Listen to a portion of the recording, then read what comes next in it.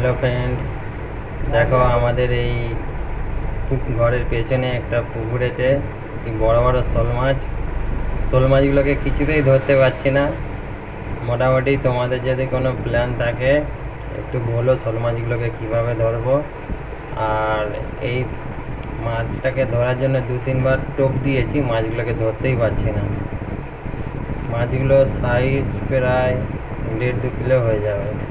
জলের উপর থেকে দেখাচ্ছে এরকম, কিন্তু মাছগুলো খুবই বড়, 3-4টে আছে। ব্ল্যাক শোল মাছও আছে, এটা একটু মাটি কালার, আর ব্ল্যাক আছে কতগুলো, একদম কালো কুচুটি। ওই আসছে সেই দিক থেকে,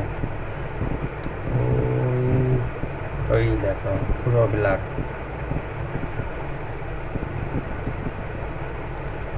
আরও দুটো আছে, সেইগুলো অন্য সাইডের দিকে মনে হয় গেছে।